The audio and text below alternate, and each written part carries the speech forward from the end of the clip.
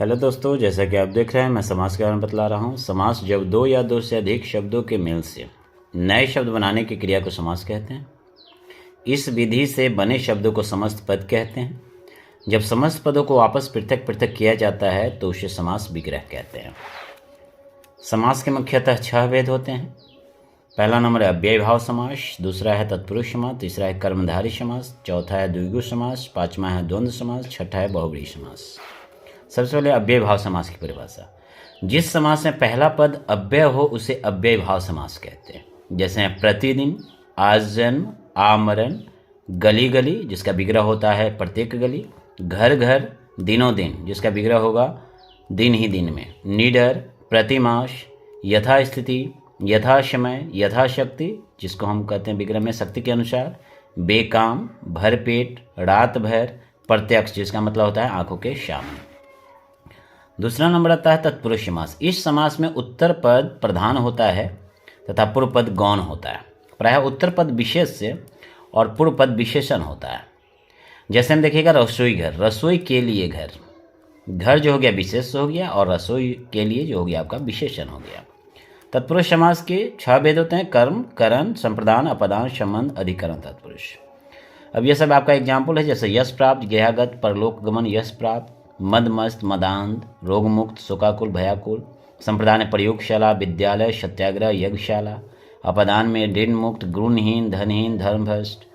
संबंध में जलधारा, जल प्रवाह, जीवन साथी प्रसंगानुसार। और अधिकरण में आत्मविश्वास, आपविति, गृह प्रवेश और घुड़सवार।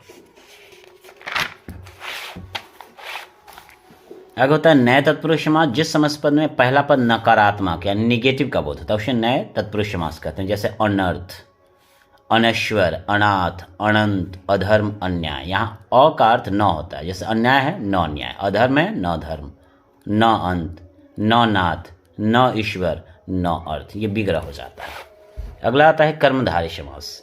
इस समास में पहला पद विशेषण तथा दूसरा पद विशेष्य होता है, अथवा जिस समास में उपमान उपमेय का बोध होता है उसे कर्मधारी समास कहते हैं। जैसे पीताम्बर जिसका विग्रह तक पीत है जो अमर, पीत मतलब पीला है जो कपड़ा। महापुरुष, वनमानुष, नीलकमल, नीलाकंठ, नीलगाय, पर्णकुटी, चरण कमल जिसका अर्थ होता है कमल के समान चरण। क्रोधाग्नि, क्रोध रूपी अग्नि। मुखचंद्र, प्राण प्रिय, स्त्री धन यानी स्त्री रूपी धन। अगला था द्विगु समास। जिस समास का पूर्व पद यानी पहला पद संख्यावाचक हो उसे द्विगु समास कहते हैं, जिससे संख्या से बोध होता है। जैसे दोपहर यानी दूसरा पहर, सप्ताह 7 दिनों का मिलन जो होता है सप्ताह होता है। नवग्रह 9 ग्रह, पंचवटी 5 वटों का समाहार, त्रिभुज 3 भुजा का समाहार, तिरंगा 3 रंगों का समाहार। अगला होता है द्वंद्व समास।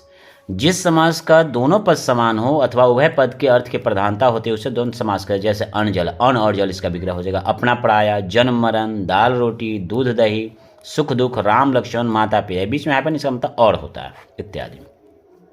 छठा होता है आपका बहुव्रीहि समास। जहाँ पहला पद और दूसरा पद मिलकर किसी दूसरे पद की ओर संकेत करते हैं उसे बहुव्रीहि समास कहते हैं। जैसे चक्रधर यानी चक्र को धारण करने वाला जो कृष्ण भगवान को कहा गया। चतुर्भुज विष्णु को कहा गया 4 भुजा वाला। जितेंद्र इंद्र को जीतने वाला। तीव्र बुद्धि, महादेव, महान है जो देव, हनुमान या शिव। लंबोदर जिसको गणेश को कहा जाता है। पतझर, महात्मा, निशाचर, रात में विचरण करने वाला, राक्षस इत्यादि। Thank you.